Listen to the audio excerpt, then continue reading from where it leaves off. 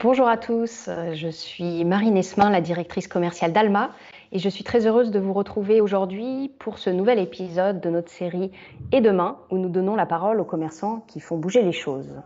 J'ai le plaisir aujourd'hui de recevoir Gregorio Grana de la société Chronoloisirs, qui est directeur général. Bonjour Gregorio. Bonjour Marina. Est-ce que vous pouvez nous en dire un petit peu plus sur Chronoloisirs? Je crois que vous vendez du matériel pour la pêche à la carpe, c'est ça? Oui, exactement. Oui, Chronology, c'est une société qui a été créée en 2005 pour vendre des produits pour les loisirs en général. Mais rapidement, le matériel pour la pêche à la carpe a pris le dessus sur tous les autres types de ventes qu'on faisait et c'est devenu notre métier à une part entière. Vraiment, aujourd'hui, nous avons un site de vente en ligne que c'est le site Chronocarp, que c'est le spécialiste de ce type de produits en France et un grand acteur sur le marché de l'Europe. D'accord. Donc aujourd'hui, vous vendez qu'en ligne, hein, c'est bien ça? Si, c'est nettement un site de e-commerce. On fait que la vente en ligne des produits pour la pêche à la carpe. Et quand est-ce que vous avez rejoint l'entreprise? Vous, depuis combien de temps vous êtes chez Chrono Loisirs? Ça fait 12 ans que je suis arrivé sur l'entreprise et bon, à partir de ce moment, j'ai occupé premièrement le poste de directeur d'exploitation et finalement, à partir de 2016, je suis devenu le directeur général de la société. Aujourd'hui, vous êtes un acteur en ligne. Quel a été l'impact, si on se focalise sur la période du confinement et du coup du commencement de la crise du Covid, quel a été l'impact sur votre vente? Est-ce que ça a boosté vos ventes? Est-ce que, au contraire, les gens ont arrêté d'acheter? Dans un premier temps, comme je vous disais, quand le confinement est décrété, nous avons eu vraiment un impact négatif sur les ventes sur les premières, disons, 2 semaines. À partir de là, ça a commencé à s'améliorer petit à petit. Nous avons commencé à améliorer notre chiffre d'affaires et finalement, quand le déconfinement a été décrété, et nous avons vécu vraiment une explosion sur notre chiffre d'affaires et vraiment aujourd'hui, nous avons récupéré tout ce que nous avons perdu sur les premiers mois de l'année et nous sommes à une progression importante par rapport à l'année précédente.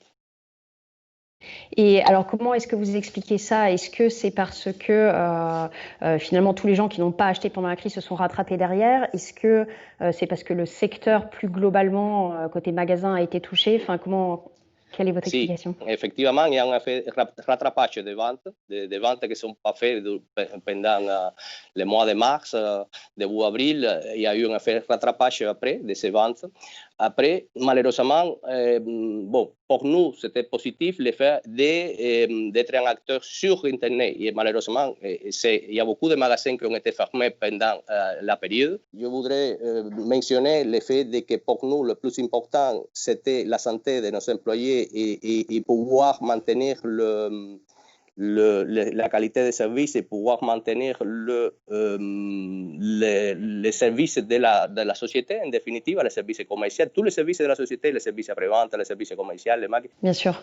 Donc vous avez pris des mesures spécifiques à ce Évidemment, niveau-là? oui, nous avons premièrement tous les employés qui sont, sa fonction le permettait, on les envoyait en télétravail à la maison. Finalement, ici à la société, nous avons essayé de maintenir et de mettre en place toutes les mesures revendiquées par le gouvernement, en définitive, la distanciement social, les mesures d'hygiène, le gel hydroalcoolique, la utilisation des masques, de que la distanciement il n'est pas possible. Ce type de mesures ont été mises en place évidemment et ça continue aujourd'hui, même si ça va un peu mieux. Et en termes de produits, vous produisez vous-même ou... Non, nous sommes des revendeurs. Nous, aujourd'hui, nous commercialisons plus de 30 marques différentes pour des produits pour la pêche à la carpe. Mais c'est vrai aussi que depuis 2012, ça fait 3-4 ans, nous avons commencé à développer une marque propre, une marque que nous faisons fabriquer directement à nous, en Chine, et que aujourd'hui, on fait entre 10-15% de chiffre d'affaires avec notre marque. D'accord. Et justement, au niveau de la production en Chine, est-ce que ça a été particulièrement compliqué pendant cette période au niveau des stocks? Oui, tout à fait. Les Chinois, ils ont eu un problème que l'épidémie de coronavirus s'est déclenchée pratiquement juste après le nouvel an chinois. Et savez, les Chinois ils avaient arrêté déjà la production pendant un mois pour ses vacances, en définitive. Et à partir à la rentrée, ils se retrouvent avec cette épidémie de coronavirus qui a empêché cela. Bon, la production en Chine a été arrêtée pratiquement pendant 2 mois. La disponibilité et le réapprovisionnement de ces produits étaient fortement impactés par l'épidémie. Oui.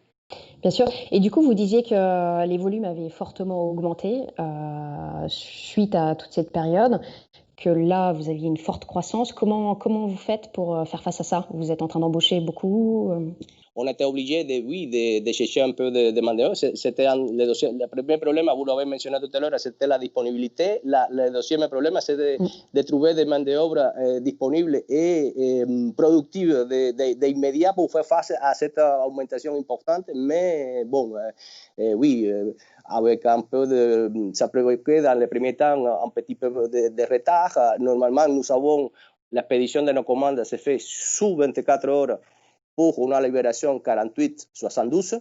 Dans le période de coronavirus, ce délai de libération était allongé évidemment et on a passé à 4-5 jours pour la livraison. D'accord. Et vous dites du coup que c'est difficile de prévoir sur le long terme. Est-ce que ça a quand même entraîné des enjeux spécifiques pour Chrono Loisirs? Qu'est-ce que ça a fait peut-être transparaître? Est-ce que vous voulez accroître à l'étranger? Je ne sais pas. Si, entre nos principales, bon, nous avons plusieurs axes de développement en ce moment. Un de ces axes, c'est évidemment le développement à l'étranger. Nous faisons des chiffres déjà sur des pays voisins, sur des pays frontaliers, notamment la Belgique et l'Espagne. Nous faisons des chiffres qui sont pas énormes, mais sont importants pour nous et nous avons l'intérêt de continuer ce développement à l'étranger. On est en cours de traduire notre site sur plusieurs langues étrangères et nous pensons commencer à attaquer doucement, mais petit à petit, mais commencer à attaquer ces marchés européens fondamentalement. Parce qu'aujourd'hui, Chrono Loisirs, c'est combien d'employés? On a 30 employés en CDI et nous faisons 2-3 contrats CDD saisonniers. Pendant le période, pour nous, évidemment, c'est la pêche. La pêche, les pêcheurs vont beaucoup plus à la pêche pendant les mois de printemps-été qu'en automne, en hiver. Même si c'est une pêche qui se maintient ouverte toute l'année, il y a une vague de ventes qui se font pendant les mois de printemps-été à laquelle nous faisons face avec des contrats CDD saisonniers que nous faisons sur une période de 6 mois. Je crois que vous mettez aussi le paiement plusieurs fois sur votre site. Est-ce que, déjà, quel a été l'impact sur vos ventes de façon générale? Et est-ce que vous avez, sur ce point très spécifique, fait évoluer les choses aussi pendant cette période? Tout à fait. Et nous avons, évidemment, la diversité des moyens de paiement, c'est un des éléments qui permet de mesurer l'efficacité et le niveau de service d'un site Internet.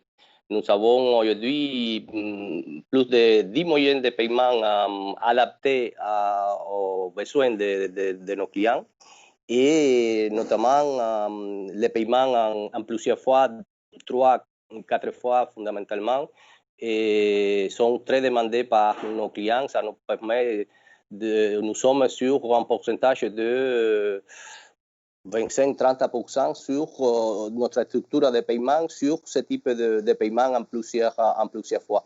Et notamment dans ce cas, Alma, l'intégration de Alma s'était faite sur les derniers mois, sur cette période, et c'était un déclencheur important aussi pour permettre l'augmentation de notre chiffre d'affaires et le résultat de notre société.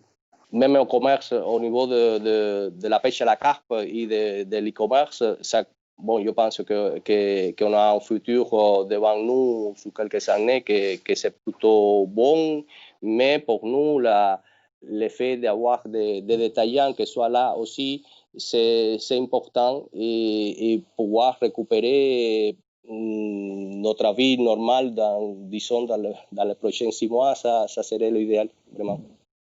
Merci beaucoup, Gregorio, d'avoir été avec nous aujourd'hui. Merci, Marina. Et merci à vous tous de nous suivre sur cette chaîne YouTube pour la série Et demain. N'hésitez pas à vous abonner et je vous dis à bientôt.